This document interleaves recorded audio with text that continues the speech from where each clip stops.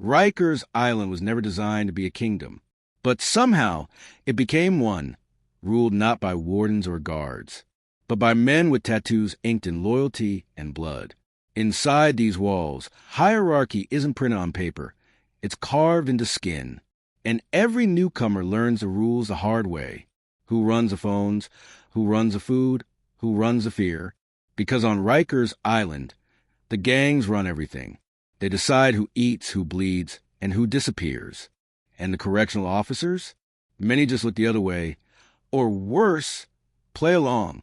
Tonight, we pull back the curtain on one of the most violent institutions in America, a place where survival depends on allegiance, and every handshake could be a death sentence.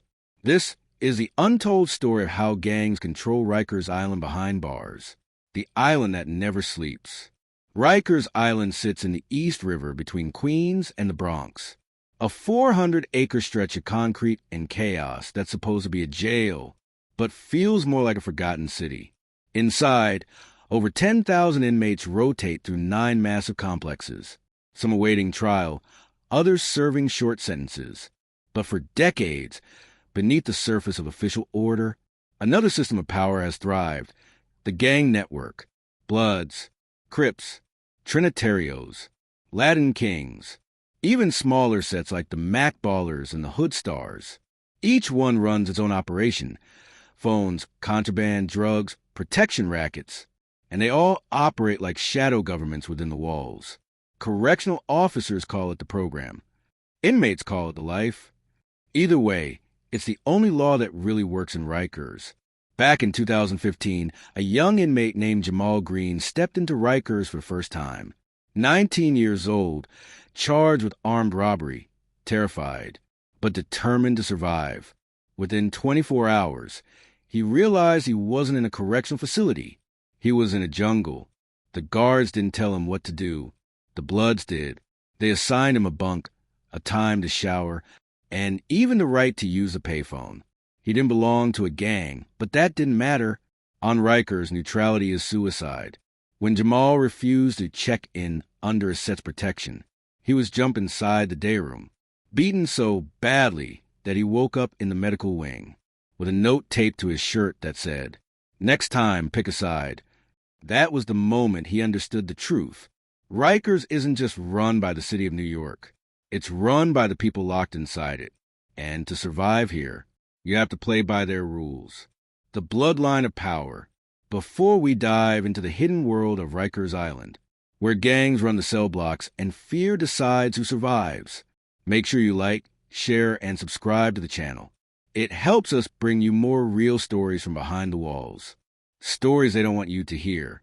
Now, let's step inside the island where the law ends and the gangs begin. The Bloodline of Power. Every kingdom has its rulers, and in Rikers Island, that crown belongs to the Bloods. Their rise didn't happen overnight. It started quietly, with a few young inmates in the early 2000s, brought in on gun charges, robberies, street beefs from Brooklyn and the Bronx. When they arrived at Rikers, they didn't just check into a jail, they brought their war with them. Back then, the cells were overcrowded, the staff undermanned, and violence was constant. But what made Rikers unique was a vacuum of control, a place where no one really ran things. The guards were outnumbered, scared, and underpaid. Fights broke out so often that paperwork became a ritual. So when the Bloods began organizing, setting rules, enforcing order, it didn't look like rebellion. It looked like management. They called it the program. If you were in a Bloods dorm, you followed Blood rules. No stealing. No random fights. No disrespect to members. And if anyone broke those rules, the punishment wasn't ticket or transfer. It was a beating. By 2005, the program had grown stronger than the correctional system itself. Inmates wore red beads, red towels, even red toothbrushes to mark allegiance. Guards started calling the dorms red zones. And some of those guards began working with the Bloods instead of against them. Contraband started moving faster than the mail. Phones, drugs, even small blades smuggled in through kitchen staff, laundry routes, and yes, even officers' pockets. The Bloods didn't just run the dorms. They controlled the economy. A cigarette went for $5. A phone call? 10. And if you wanted protection, you paid in commissary loyalty or silence. Inside Mod 3 Upper, a blood set called Mac Ballers ran the floor like a corporation. Every member had a job. One managed the phones.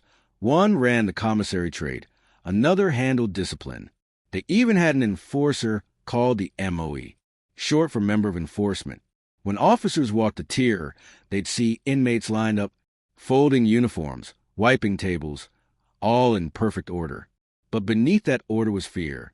Fear of crossing the wrong color, the wrong person, the wrong look.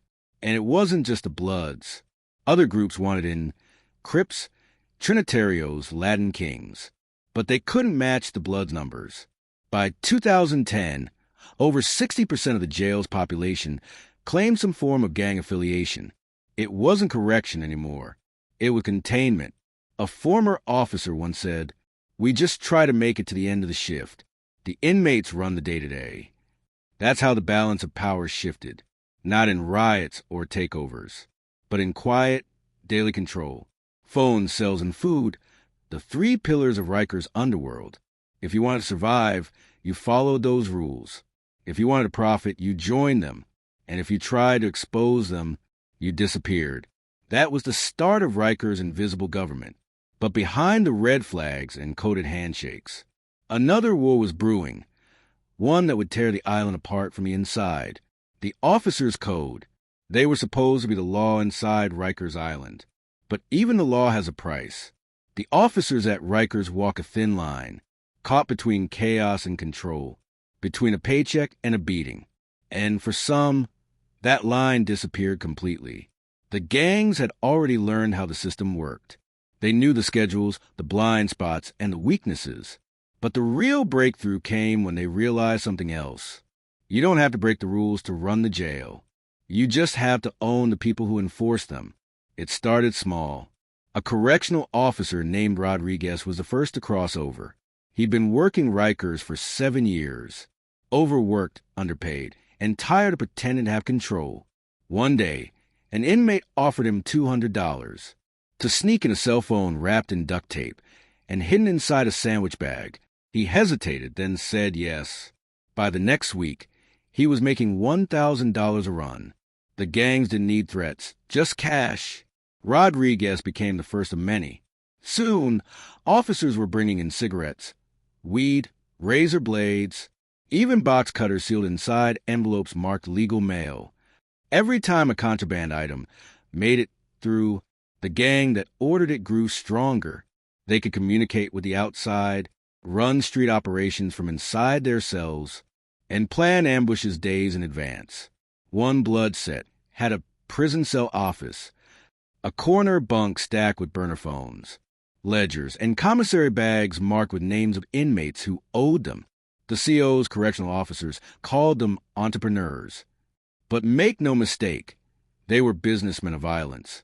And not all officers said yes for money. Some said yes for protection. Because when the Bloods control a dorm, one wrong move from a CO can end your career or your life. They've had bleach thrown in their faces, cutting blades tied to toothbrushes, even hot oil, boiling baby oil mixed with sugar, poured from the top tier. To many officers, cooperating wasn't betrayal, it was survival. One officer, a woman named Tanya, later testified that she was trapped in the triangle. She said, "If you fight them, you're a target. If you join them, you're a criminal.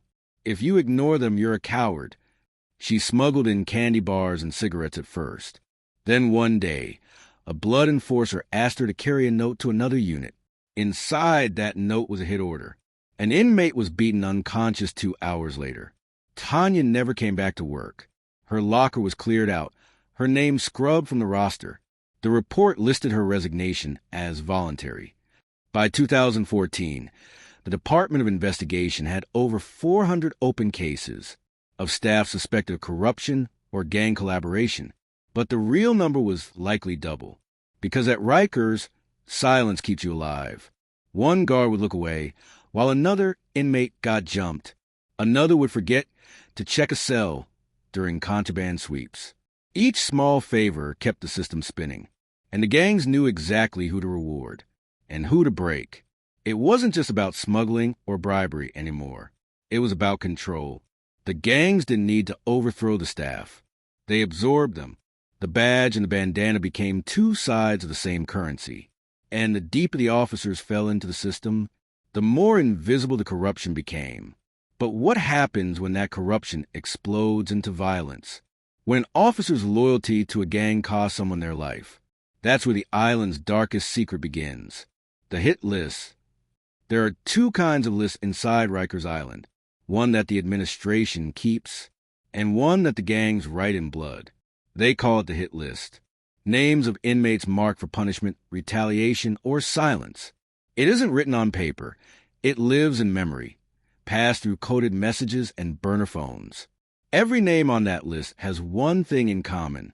They broke a rule, or they spoke to the wrong person. Back in 2016, a young inmate named Daryl D. Coleman found his name on that list. He was only 22, quiet, short-time sentence for assault. But D made the mistake of calling his cousin on a smuggled phone. That cousin happened to work for the Department of Investigation. When word got around that he'd been talking to the suits, the Bloods decided to make an example. One night, just after lights out, 3 inmates slipped into his cell. The guards on duty were supposed to check the tier every 15 minutes, but they were watching the Knicks game on a contraband tablet instead. By morning, D was found on the floor, his blanket soaked through. The official report said inmate altercation, but everyone inside knew what it really was. A message. The gangs had turned Rikers into a living chessboard. Every block had leaders, called generals. Each general had lieutenants, soldiers, and recruits known as prospects. When a conflict broke out, it wasn't spontaneous. It was authorized. Hits were ordered like business deals, negotiated, timed, and carried out with surgical precision. One of the most infamous lists came from C95, a building known as the Adolescent's House. Inmates there were younger, wilder, and desperate for respect. In 2018, a Blood set leader wrote 15 names on a scrap of paper torn from a Bible. Each name represented someone who had refused to pay rent, a protection tax charged to weaker inmates. Within a week, 13 of those 15 had been hospitalized, and the tools of violence weren't hard to find. A toothbrush melted at one end and sharpened to a point, a piece of metal chipped from the bed frame, a razor blade hidden behind a tongue of a sneaker. Everything in Rikers can become a weapon, but the most dangerous weapon was information, with phones smuggled in by corrupt officers. Gang leaders inside Rikers could coordinate attacks across multiple units. They could even reach out to the streets, ordering shootings in the Bronx or Brooklyn to punish families or rivals who crossed them. One intercepted text read, "Light up the block." He spoke, "Make sure his mama hears about it." That message came from a phone traced to a cell in C-74. The officer who smuggled it and resigned before questioning.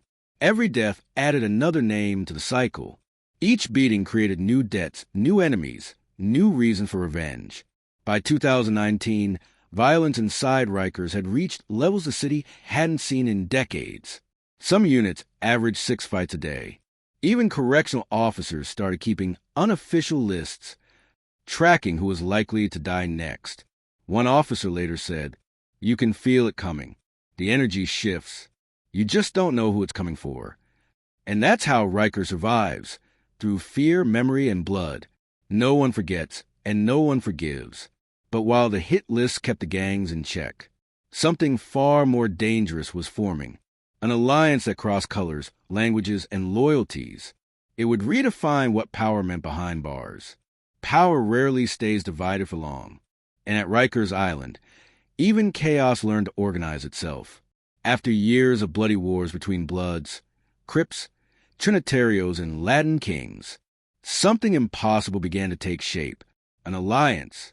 It started in C-74, the adolescent unit, where young inmates learned violence like a second language. By 2019, overcrowding was at its worst.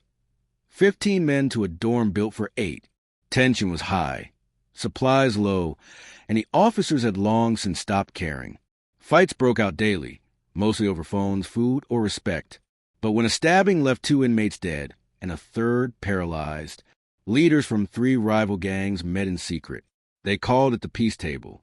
In a dark corner of the day room, a blood known as Redbone, a Crip shot caller called Stacks, and a Trinitario lieutenant named Manny agreed on something no one thought possible, a truce. But it wasn't peace they wanted. It was profit. Together, they saw an opportunity. If they stopped fighting each other, they could control every hustle inside Rikers. The phones, the smuggling routes, the gambling tables, and the commissary taxes. A single network instead of 4 fractured ones. Less blood, more money. They named it the Alliance. It wasn't about colors anymore, red, blue, green, gold. It was about business. Each group kept its identity but followed a single code. No violence without permission. No theft from within. No talking to the officers. And it worked. Within months, Rikers ran smoother than it ever had. Phones were rationed. Contraband prices stabilized. Inmates who violated the Alliance were punished quickly and quietly. Even the guards noticed the difference. One said, "When they were fighting each other, we had chaos. Now they're running the place like a company." Each dorm became a microeconomy. In 2 upper, the Bloods controlled the phones. In 3 lower, the Crips handled distribution, cigarettes, weed, pills. The Trinitarios ran gambling and commissary trades. Every Friday, runners carried envelopes across units, a form of prison payroll. And the money didn't stop at the walls. Through smuggle phones, they coordinated with people on the outside, girlfriends, cousins, even ex-inmates. Cash App and Zelle became their new weapon. A few clicks and hundreds of dollars flowed from the streets straight into Rikers. What started as a prison gang truce turned into a full-blown criminal network. But alliances built on greed don't last. Soon, jealousy and paranoia began to grow. One group accused another of hiding profits. Drugs went missing from a stash hidden behind a vent in C-95. And then one morning, the body of a Crip named Little Smoke was found in the showers. Throat cut, message scrawled on the wall in soap. Business is business. The peace shattered. The Alliance fractured into small, ruthless factions. Everyone wanted control again. And once more, Rikers descended into war. But this time, something was different. Because the gangs weren't just fighting for dominance. They were fighting for survival. The city had started paying attention. Investigators were closing in. And behind the scenes, a plan was forming. A plan that would expose Rikers like never before. The inside leak. Every empire falls the same way. Not from the outside, but from within. After the Alliance fractured, the chaos returned. Fights in the yard, ambushes in the showers, officers too afraid to intervene. But while the inmates warred for power, the city saw an opportunity to strike back. A quiet operation began under the Department of Investigation. They called it Project Redline, a task force meant to expose the smuggling networks inside Rikers, not through raids, not through lockdowns, but through infiltration. Enter Officer Marcus Hale, 34 years old, former Marine, calm, intelligent, and patient enough to blend in. He wasn't just another CO. He was a plant. Hale was assigned to C-95, a building known for its blood population and black market trades. His job was simple. Play dumb, observe everything, and report quietly. But in Rikers, even silence speaks. Within 2 weeks, Hale noticed the routine. How certain officers would forget to skim bags. How kitchen deliveries were delayed just long enough for a switch. And how certain inmates never got searched during cell inspections. Every clue pointed to something bigger. A smuggling chain that reached from the loading docks to the cell tiers. Hale gained the inmates' trust slowly. He joked with them, turned a blind eye during searches, and slipped candy bars to those who gave him information. Word spread. The new CO's cool. That was his way in. But then came the message. One morning, a folded note appeared on his locker. No signature. Just 4 words. "We know about you." Hale froze. He'd been careful, or so he thought. He checked his phone, his reports. Even his locker camera, nothing. Yet somehow, the gangs had found out. It didn't take long for whispers to spread through the block. Inmates started staring longer than usual. One even said, "You smell like the suits." That's when Hale realized there was another leak. Someone on the inside was working for the gangs and feeding them his name. For the next 48 hours, he lived in paranoia. Every cell check felt like a setup. Every radio call made his pulse spike. Then, on the third night, a guard named Officer Brown stopped him in the hallway. She whispered, "They're planning something. Don't come to see 95 tomorrow." Hale asked why. Brown only said, "Because you won't walk out." The next morning, the unit erupted. A fight broke out near the showers. Then another in the day room. It was chaos, but too clean to be random. When the alarm sounded, Hale realized the truth. The fights were diversions. Someone was using the distraction to reach him. He slipped into a control booth just in time. Through the small glass window, he saw 3 inmates moving through the smoke, their faces hidden, one holding a shank wrapped in tape. They weren't fighting for turf. They were coming for the mole. By the time the tactical team responded, 4 inmates were down, 2 stabbed, 1 unconscious, and 1 dead from a neck wound. Hale survived, but the message was clear. The gangs knew exactly who was watching them. When the dust settled, the investigation widened. Over a dozen officers were suspended. Phones were found hidden in light fixtures, weapons tucked into air vents, and a list, handwritten, folded in plastic, with 3 names on it. Hale's was at the top. That's when Rikers' administration made a chilling discovery. The gangs weren't just surviving the system. They had become part of it. The collapse. By the summer of 2020, Rikers Island was on fire, not literally, but in every way that mattered. The investigation into smuggling had cracked open the island's darkest corners. And for the first time in decades, the gangs were losing control. Phones were seized. Trusted officers were transferred overnight. Entire dorms were placed on lockdown. And like any empire losing its grip, Rikers answered with chaos.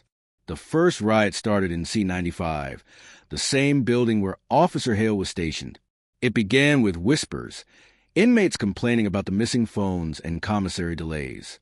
But then someone spread a rumor that the suits were planning to move all known gang leaders to solitary. Within minutes, trash cans were set on fire, water flooded the halls, and the air filled with screams. For hours, Rikers was a war zone. Inmates barricaded doors with bunks, set mattresses ablaze, and used broken broom handles as spears. The riot spread to other units like wildfire. Even officers who had once cooperated with gangs found themselves trapped. No allies, no protection, no way out. One correctional officer later said, "It was like the island turned on itself. Nobody trusted anybody. Not the inmates, not the staff, not even commanders." When the smoke cleared, 9 inmates were hospitalized. 2 were dead and 6 officers injured. One of them nearly blinded by boiling oil. The city called it a disturbance. Those who were there called it something else. The collapse. The riots exposed something no one could deny anymore. The gangs hadn't just corrupted Rikers. They had become its foundation. Every system, food, mail, security, depended on their networks. Take away their structure, and the island imploded. Even the new commissioner couldn't hide it. In a leaked recording, he was heard saying, "We didn't lose control of Rikers. We never had it." Outside the walls, reporters demanded reform. Politicians promised closures. Activists called Rikers a monument to failure. But for those still inside, nothing changed. The cells stayed dark. The fear stayed constant. And the gangs rebuilt faster than the administration could respond. Officer Hale was transferred off the island under security reassignment. He never spoke publicly again. Some say he was relocated to a federal facility. Others whisper that the gangs still have a bounty on his head. Rikers Island was now a ghost city, haunted by its own system. Every lock that clanked, every radio that buzzed, was a reminder that no one was really in charge. Not the guards. Not the warden, not even the city, only the code of survival, written in fear, silence, and blood, but deep inside the chaos. One final story was still unfolding, a secret alliance between a reform officer and an ex-gang leader that might finally expose how deep the corruption goes. Because in Rikers, truth doesn't come with justice. It comes with a price. Rikers Island was built to hold the city's worst, but somewhere along the way, it became something else. A place that swallowed everyone who entered, guards, inmates, truth seekers, all consumed by its rhythm. For decades, gangs ruled its shadows, writing their laws in fear and blood while the system looked away. And even when the city promised change, new wardens, new rules, new plans to shut it down, the walls never forgot. Because Rikers isn't just a prison, it's a machine. And every person who steps inside becomes a part of it, whether they choose to or not. They say the island will close soon, that one day those gates will finally rust shut. But even if they tear down the buildings and drain the yard, the ghosts will remain, in the stories whispered by former guards, in the scars carried by former inmates, and in the silence of those who never made it out. If you believe stories like this deserve to be told, don't forget to like, share, and subscribe, because some places only stay forgotten when no one's willing to remember.